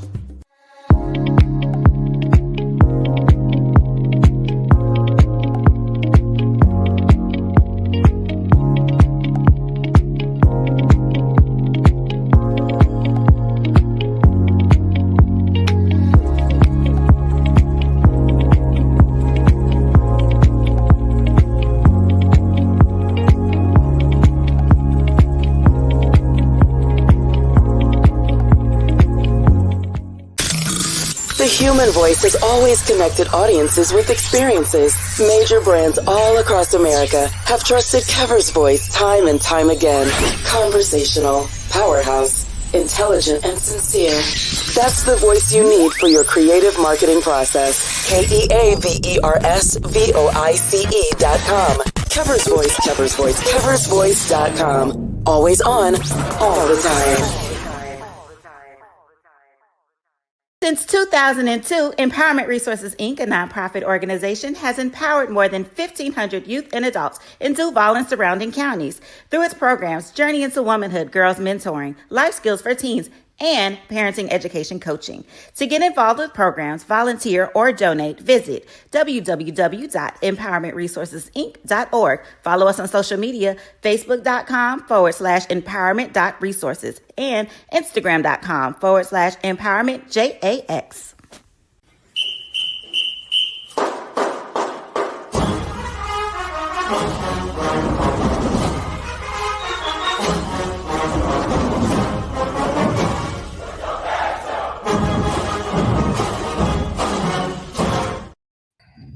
All right, welcome back to the O&G StrikeZone. Bryan, Kelvin, Marcus, and joining us right now, Colonel Eli Patrick Youth Development Foundation. Colonel Patrick, how you doing? What's going on, fellas? Y'all doing all right tonight? Doing well, Colonel. Doing well. How are doing you? well. Man, I'm great, man. Just thanks for having me on the show again. The last time I was on the show, man, things went well. I appreciate all the individuals that donated. Y'all, I appreciate the platform you guys gave me the last time on, and anything y'all need of me, man, like getting these players on this show, y'all let me know, man. Well, hey, we appreciate it. Before we bring on our special guest who we got, I just put in the chat the link to Just Give 10. This is to help create. This is from the you can say PYDF. Yeah, just say PYDF. Yeah, that's the easy one. Yeah, I keep it simple. Yeah, PYDF. You're trying to represent tonight a little bit. I got you. Keep it simple. The PYDF, which helps give FAMU athletes NIL opportunities, name, image, and likeness opportunities. So, your donation goes a long way. We see Coach Campbell checking in already. Good to see you. There he is, the Campbell man checking in. Yeah, definitely. Hey, Colonel, won't you go back and kind of refresh people about your organization and how it fits in with the FANG Exchange? Okay, no problem. Well, the Patrick Youth Development Foundation, we mentor youth and young adults to be leaders, and we've been providing NIL opportunities for FAMU athletes since April of 2024. And also what I do is I provide the 501c3 coverage for the FANG Exchange, because, people, Kelvin, in your tax bracket, you got to get that tax break. But yeah, so what I do for the FANG Exchange, I provide them with that 501c3 coverage. So I work side by side with Ashley, and really between the two of us, we're I guess you could say the larger NIL. She's a collective. I am just one entity of the collective, but I just happen to have, several of the players right now that are representing my foundation. And I'm going to go ahead and put a plug in now. We're doing okay, but we're a long ways from our goal, man, because we need to get some funds in so we can compensate the players through the remainder of the season, and also get a little nest egg for the spring when people are trying to snatch our players away and we're trying to recruit some talent. So we're a little ways away from our goal, but if they do that, just give 10, and all we're asking for is $10. I mean, you think about it, 1,000 people give, 2,000 people give, $10 can go a long ways, and we really need the Rattler support. We talk a lot of noise, we definitely brag different, but we need them to open those wallets up a little bit. Okay. Amen. All right. Amen. All right. So with that said, Colonel, do you want to introduce our guest? Or you want me to do the introduction? You know what? I'm gonna take a go at it. I'm gonna take a shot. This is not my cup of tea. I'm not a journalism major. I'm not a studio kind of guy. But man, this cat here that we bringing on the show tonight. The first time I met him, he has a big personality. He's a big dude, but he also got a big personality. Y'all talked a lot about the defensive line, and if I was a gambling man, this cat has been on the field longer than any other defensive lineman. Because I watch him, man, like I'm watching my son, play football. So I watch him a lot. But he has a lot, I guess, to live up to playing against these larger guys, playing these Power 5 schools like Miami, Troy. I'm sure they're gonna have some big guys. I think I saw something in the chat how the defensive line is gonna do, but I think he's up to the challenge, man. If he's healthy, I don't know how things have gone this last week or two. Hopefully he's healthy, but if this young man is healthy, this young man, no other than James Ash, has the potential to show out against Troy. So James Ash is the O&G StrikeZone guest for tonight. All right, let's bring on James into the room. How y'all doing? That's good to have you on, young fella. How you doing tonight? Thank y'all for having me. I'm doing well. All right. From anybody who you don't know, you're James Ash, 6'4", 280 from Tampa, representing Tampa. Preseason ranked number 19 in the FCS in terms of best returning interior O lineman or D lineman. Best in the SWAC. Also one of Phil Steele's preseason all SWAC first teams. Let me start there, James. When you hear those kind of accolades for the work that you put in. What does that mean to you, and how does that kind of inspire you as you head into the season? It kind of gives me how do I put it? It kind of gives me a sense of thankfulness, because it wasn't always like this for me. Because it was always, I was at Wake Forest when I started out, and it was rough there, had problems there. I couldn't get my groove on how I wanted to. But then just seeing how I came back and bounced back and just have so many acknowledgments now, it's like it's a blessing, and I can't be more thankful for it. It's definitely been deserved based on the work that you've been putting in. So let's get into the first part of the season. Obviously, the first 3 games, you start the season in Atlanta against some tough opponents, Norfolk State, South Carolina State, and then you travel to Miami, and then you kind of have a bye week. And I think 4 weeks is kind of like the first quarter of the season almost. So yeah. Give Rattler Nation an evaluation of not just your performance, but also the defensive unit in the first quarter of the season. Based off my performance, I feel like I always try and go out and just do my 111. Never try and do more than what I need to do. It's never about me. It's about the team first and foremost. I feel like how we performed in the first 3 games, it wasn't to the best of our ability. We still have a new team where we don't really know how we mesh together and how we click well. But I mean, with this last bye week and how we practiced this past week, it's been nothing but shooting stars. We've been balling out. I can't lie. It's been different. So I can't wait to see what we'll do when we come out for week 4. Nice. Go ahead, Kelvin. What do you got for James? Oh, you're on mute. Oh man, I can't hear you. No, he on mute. Okay, cool. Hey, so first of all, James, can you sing? Can I sing? Yes. Nah, I can't sing. Look, I play around when I'm in the field house, but I can't sing, man. I can't sing. Well, you got that Barry White baritone voice going on there, man. Sound like you can blow. No, man, I can't sing. I wish I could. Okay, all right. So I want you to talk about your journey, man. You kind of mentioned it a little bit. You went to Wake Forest, a Power 5 school, and then you came to FAMU and you filled in, you put in the work, and now you seeing the fruits of that labor. You seeing that success, as well as you've seen like other guys you played with on the same team, like Terrell Jennings and so forth, who put in the same kind of work, and then they got an opportunity. They got their opportunity, and then they made the best of it. And they in the league now. So just talk about your experience and what coming to FAMU and the fruits of your labor happening now, what that means, and what you think about that. I feel like coming to FAMU was a blessing, because knowing if you really know, I was committed to USF first before I came up to Tallahassee. So if you really know, you know. But it was when Coach Scott put me in contact with Coach Simmons, it just felt like home for me. Like I always wanted to see what HBCU ball was about, and it's definitely living up to the hype, because it's nothing like it. I mean, of course you got FBS ball and how it's set up, but shoot, we play them big games every season. If you throw out on them platforms, if you do what you got to do and you handle your business, man, the sky's the limit. So it's like it's not where you come from, it's how you do it and what you do in those moments.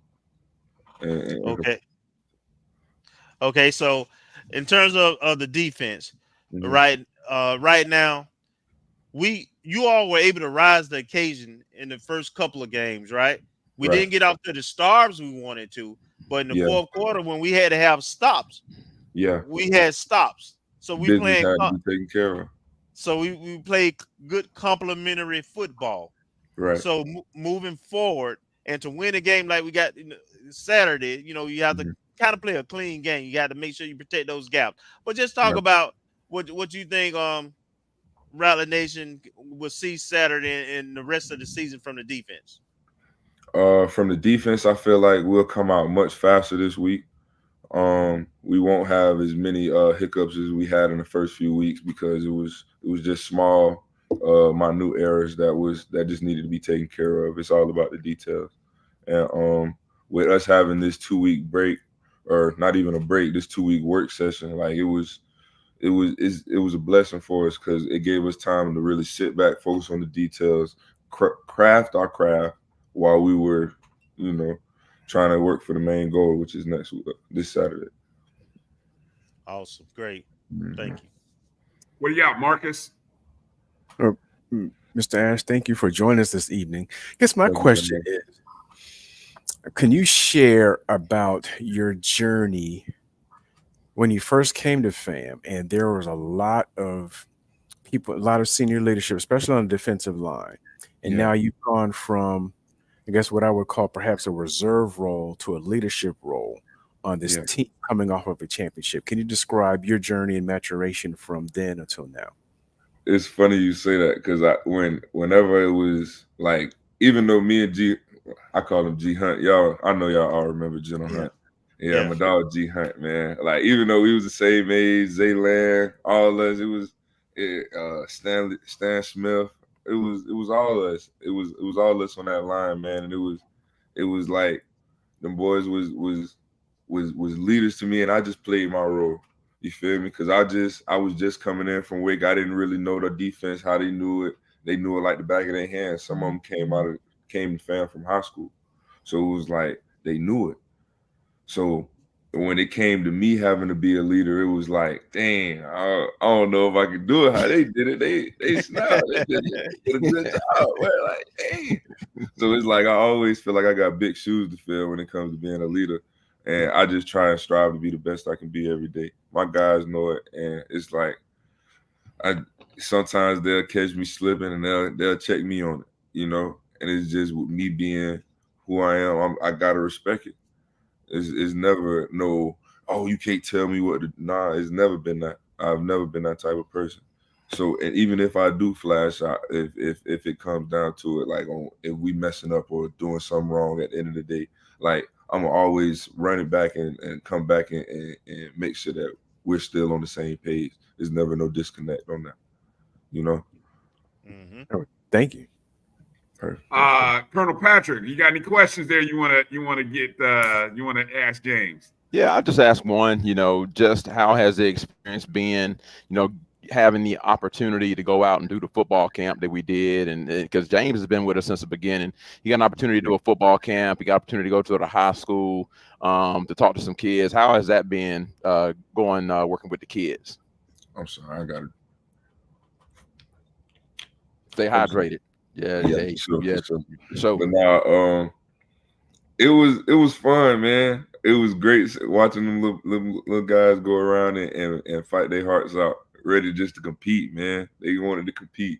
When it came down to the 40, the 5, 10, 5s, we doing all types of relays and we just doing drilling.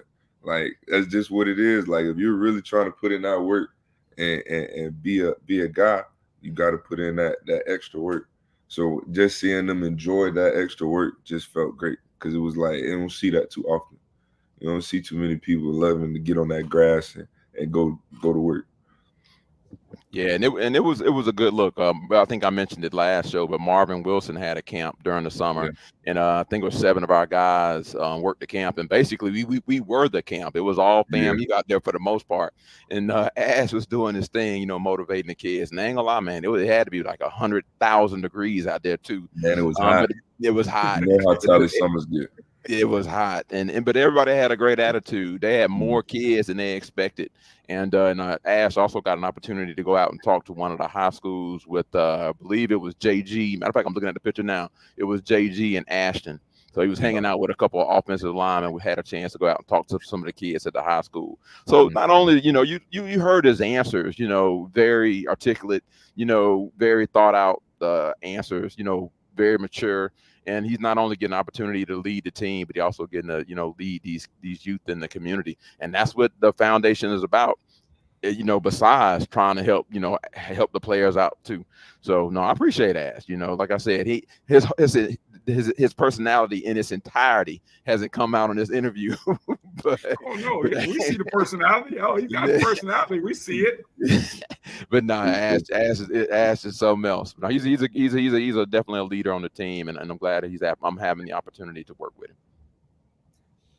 James, let me ask, since we were, you know, you're giving back and being around the young people and working with them and inspiring them.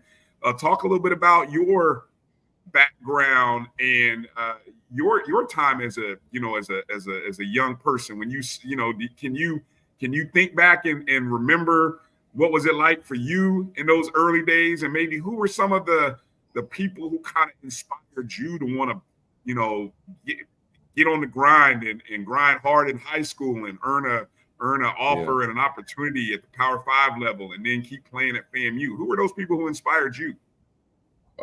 It was always my family. My family was always a big influence in everything I did. Whether it was my older brother, he played college ball, small school in Waldorf, Iowa. He played out there. I had a cousin.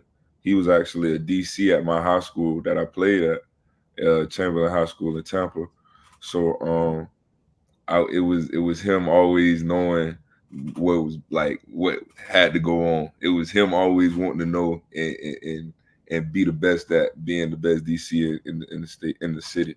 So what else? It was it's so many people I can name. It's just hard to choose just one, you know, because it takes a village, you know. It was never just one person that was just gonna give you what you know what I'm saying, what you're looking for. So I feel like I can give credit to my D-line coach, Coach Joseph, out in Bay Area Labs. He was working with me since I was 14. You know, I've been doing it was going out, getting on that grass at 14, fresh out of school, fresh from practice in the spring, you know, and still having to go to another 6 o'clock workout. So it was all I was just grinded. I don't know what it was. It was just the football guys just rewarded me for all the work that I'm putting in, and then I feel like they will keep rewarding me if I just keep working. So I won't stop. I can't stop. Well, man, you're definitely paying it forward for all the time that people poured into you. Mm-hmm. You're definitely taking the time and paying it forward by pouring time into the young people that you're connecting with. So right. That keep doing that, man. Keep doing your thing on the field and then in the community. It'll pay off. It will pay off. A couple of questions that I see from the chats before we kind of let you go in our time here. A lot of people asking about, you know, the run defense and just what when you guys watch the film, and obviously you don't have to give away any secrets, you know, you know, but just talk a little bit about what you guys see from Troy and what do you guys have to do to sort of clean up some things from the previous 3 games to give you guys the best opportunity to be successful and slow them down this upcoming Saturday? I feel like in the interior we still, myself included, we have to do a better job of holding down our gaps and staying in them, you know. But I feel like with this bye week and this past week of work, we've done just that, you know, at a very high level. And if it wasn't at a high level, we ran that play back over and over if we had to. So I feel like I'm real confident in our play in the interior. Our edge guys, they're ready to go. They already know what it is. Keep contained. Don't let anything get outside of them, and we'll box everything in. The backers, the backers are ready. I know 5's fired up, 45 is fired up. I can tell you we're ready, boss man. That's without giving up no secret. That's all you gotta say. That's all you gotta say, James. Look, I feel that. That's good because I know people. Y'all hear it. Y'all here to talk. So I mean, but it's good. We believe in y'all, and y'all believe in yourselves, and so it's just time to show up and show out. I got a good question here from my guy EA in the chat.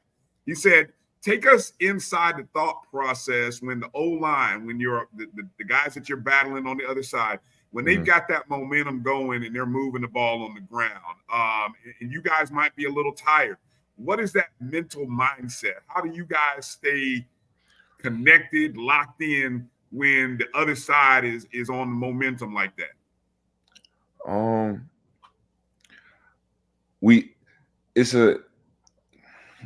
That's a question. That's a good one.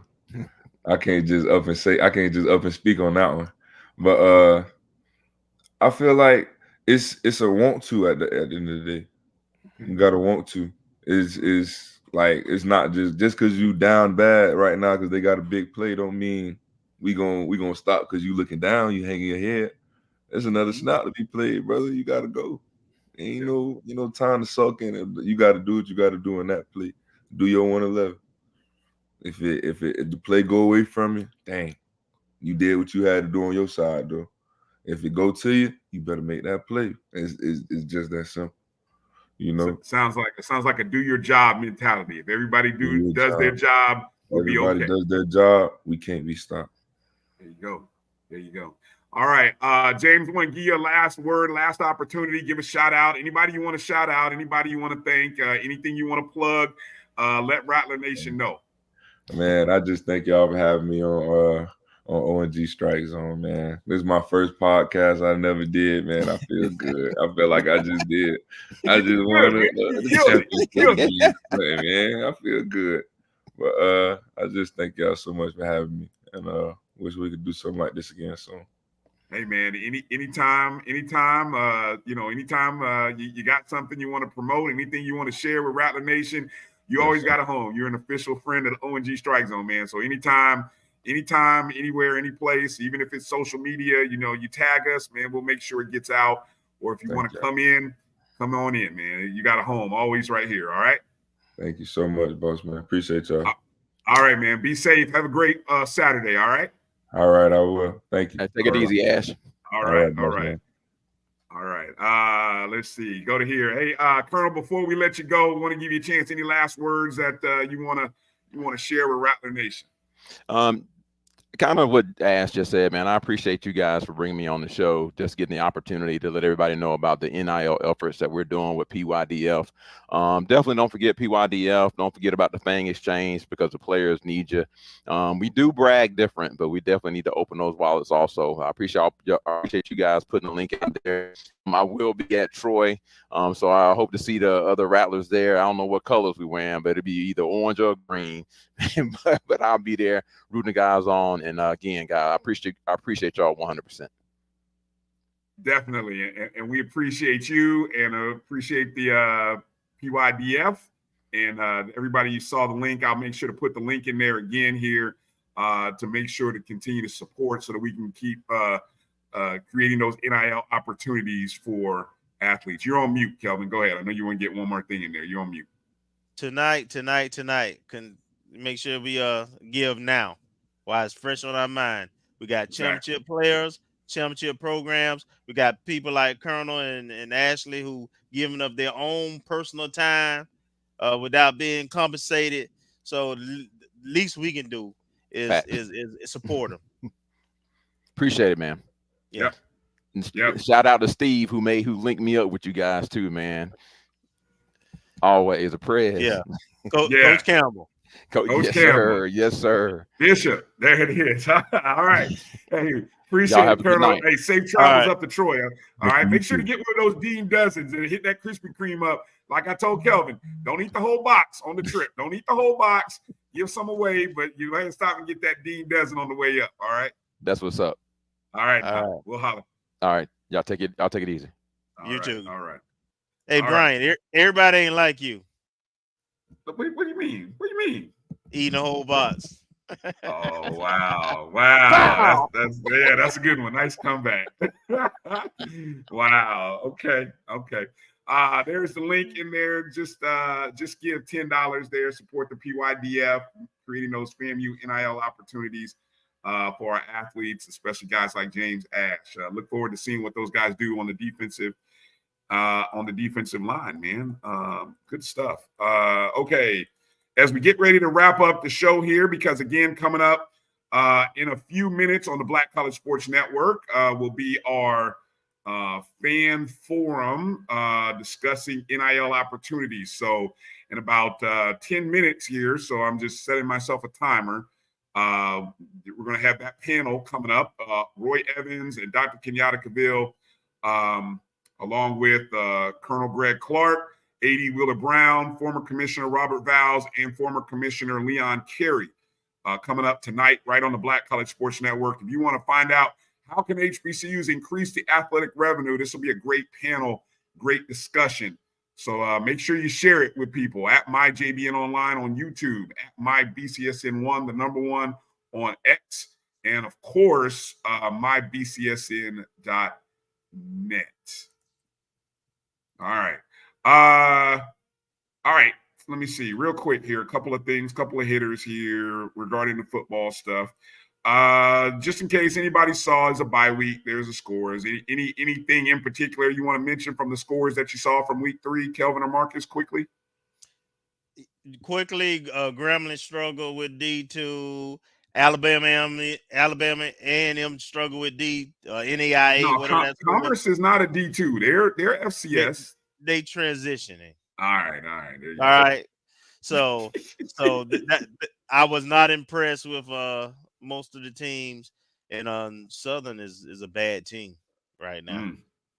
I did go back and watch that game. I didn't watch it live, but it's a bad team. So I don't know how much I can take away from that game. What about you, Marcus? Yeah, I watched a little bit of the Southern game, and I was like, I know there are some folks who are hoping for a little bit more competitiveness and perhaps even I don't know if you call it an upset, but I'm not sure. It seems like they're still a little unsettled, at least Southern has been.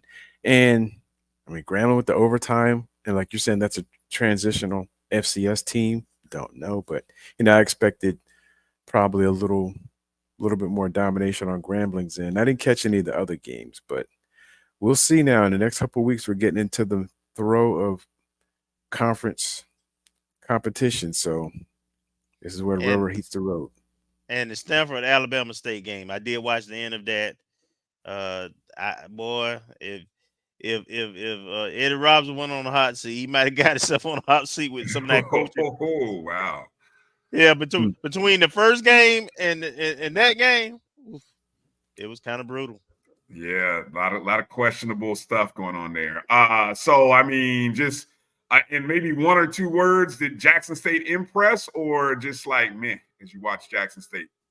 They're doing what they need to do. It's too early to say one way or the other, but clearly, I think it's a tier now. Us and them in the SWAC. I agree. Okay, so if you look ahead to this upcoming weekend, there's the standings on the East. No need to show you what's going on the West because the West is a mess. But on the East, there's the standings on the East. Somehow Alabama A&M 2-1. I'm like, how are they 2-1? Who have they beaten? Is that right? Yeah, look at their schedule. That's all you got to do. That feels like a misprint. Alabama A&M 2-1. All 2-1s don't feel the same to me. But anyway, they're not. Hey, I've been very vocal on 2 different shows this week. I think Bethune-Cookman got a tough game coming up against Clark. I don't know about y'all, but they having trouble scoring too. Bethune offense is bad. They having trouble stopping. Yeah, they having trouble stopping people from scoring. And they scored 3, they scored 6, and then out of 14 of the points they scored against Western Michigan was on kick return. They haven't scored an offensive touchdown, if I remember correctly, yet. Ooh. A couple of SWAC matches, a West matchup, Southern at Prairie View. Alabama A&M taking on Austin Peay. That's an Ohio Valley team. UAPB's taking on Central Arkansas. That Jackson State Grambling game is a non-conference SWAC contest. So, it doesn't count on the standings, but a lot of pride at state. Texas Southern, is playing Incarnate Word. Alcorn is taking on McNeese State. So a couple opportunities for SWAC schools to beat some. Yeah, I agree with you. The SWAC schools need to get those wins that they can. What's the highlight game of the weekend on the SWAC schedule for you guys, Marcus, and then Kelvin? I'm gonna say Jackson State Grambling, even though it's non-conference. It'll give a good gauge to see where both teams are. Okay. All right. What about you, Kelvin? I'm looking at Southern Prairie View to see if Prairie View just had a bag showing against Texas Southern game 1 or not. Okay. All right. For me, it's the Clark Bethune game because if there's any game that's right for an upset, I mean, we haven't seen a D2 beat a FCS team this year. I mean, we saw it last year when Miles took out Alabama State. I keep telling people, look at hey, I know Theron is in the room, and Theron's been hitting me up. He was like, bet on it. Look, I don't know if you want to give me, I'm not even gonna ask for a full touchdown, Theron. Give me 6 points and we can make something happen because you are an FCS team. So let's keep it 100. So you give me 6 points and then let's talk. You know how to hit me up. Give me 6 points and then let's do something. That's all I'm gonna say. But I got Clark beating Bethune personally in my own poll. Okay. Prediction for this game before we talk about the SWAC Media Day, or I make a mention. What's your prediction, bold prediction, or maybe a score outcome for FAMU Troy? Kelvin? I'm trying not to be a homer. I know it's hard, right? It's hard, with these out-of-conference games. You want to be reasonable. I say Daniel Richardson throws for over 300 yards. Is that bold, though? I mean, he's the second leading passer in the SWAC. Is a FBS team. Oh, okay. All right. That's a good, strong prediction. Marcus, what about you? I predict we get a couple turnovers. I know we've been having a turnover drought, but get a couple turnovers. I mean, that's not really bold, but considering how the start of the season, we're due. Yeah, we are due. Okay. Well, here's where I'm going to go. In honor of our guest, James Ash, and the defensive line. And I know a lot of people are looking at the defensive line, wondering what they're going to do. And they're wondering about the defensive front seven. I'm going to say that the defense comes up with at least 4 sacks, and a forced fumble. So I'm going to even say a forced fumble and recovery. So that's 4. You going, woo. It's called bold predictions. Yeah, you going bold. Going bold in honor of James and the defensive line. I believe in y'all. I'm going 4 sacks, and I'm going a forced fumble, and a fumble recovery. Because, we've been talking about, we haven't got any turnovers, blah, blah, blah. Okay, I think we get it in this game. And I said from the beginning of the season, this is a winnable contest. So I'm not scared to say, if FAMU can win this game, it'll end up being something like a 28-24 or 27-24 contest in which we win. I think it is possible for us to get a win. So, I mean, I understand it's an FBS, but it. So here's what I would say to that, Bryan, my prediction. Until I see that we fix what we need to fix, I'm not going to predict the victory. But I do think this will be a touchdown game. And if I'm correct that it's a touchdown game, I think they have to beat us by double digits. They have to beat us by 10 or more to win the game. I don't think we lose a 28-21 game. But, like I say, the slow starts concern me until I see so that first quarter tell me a lot. If we ain't behind in the first quarter or ahead in the first quarter, boy, I'm predicting the upset. Yeah, first quarter, watch out. Stay on the lookout. I know I'm thinking because Kelvin is going up to Troy. So all of you Rattlers who will be in Troy, you'll see Kelvin there. I got to stay here. Can't make it to this one. But I'm thinking about doing a watch party. So Those of you Rattlers, I may try to see if I can get a couple other people. I'm gonna find out what Keith is doing, maybe a couple other people, but we might do a watch party. I'm gonna try to finalize that tomorrow, one way or the other, and join us online, and we can all watch this game. It'll be on ESPN Plus. It's a 7 o'clock kickoff Eastern time. Troy is only about less than 3 hours away from Tally, so great opportunities there. So join us if you can't actually make the game, and then we'll all watch the game together. And as we upset Troy, we'll all celebrate together. There you go. We'll do that.